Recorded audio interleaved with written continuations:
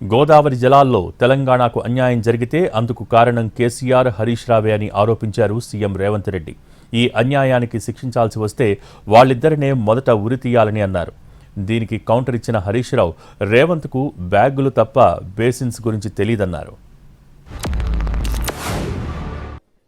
ఉన్న పలంగా హరీష్ రావు గారు బయటకు వచ్చేసి మొత్తం తెలంగాణకు అన్యాయం జరిగిపోతుంది, మొత్తం నీళ్ళన్నీ తరలించుకుపోతున్నాడు చంద్రబాబు నాయుడు, రేవంత్ రెడ్డి మౌనంగా ఉన్నాడు, ఉత్తమ్ కుమార్ రెడ్డి గారు ఉత్తగానే కూర్చున్నాడు అని బకెట్లో బురద తీసుకొని చల్లుకుంటే వెళ్తున్నాడు.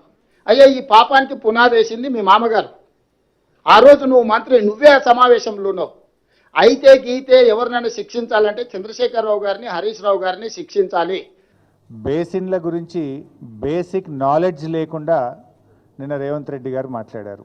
ఆయనకు బహుశా బ్యాగుల మీద మంచి నాలెడ్జ్ ఉన్నట్టుంది, కానీ బేసిన్ల మీద ఆయనకు నాలెడ్జ్ లేదు అని నిన్నటి పీపీటీతో స్పష్టమైపోయింది. పీపీటీ పెట్టి మరీ రేవంత్ రెడ్డి గారు, ఉత్తమ్ కుమార్ రెడ్డి గారు తమ అజ్ఞానాన్ని బయట పెట్టుకున్నారు. వాళ్ళు పెట్టుకుంటే పర్వాలేదు, కానీ రాష్ట్రం పరువు పోయింది. దేవాదలు ఏ బేసిన్లో ఉందో ఆయనకు తెలియదు, బనకచెర్ల ఏ బేసిన్లో కడుతున్నారో ఆయనకు తెలియదు. అంటే నువ్వు ఏం చేస్తున్నట్టు అసలు?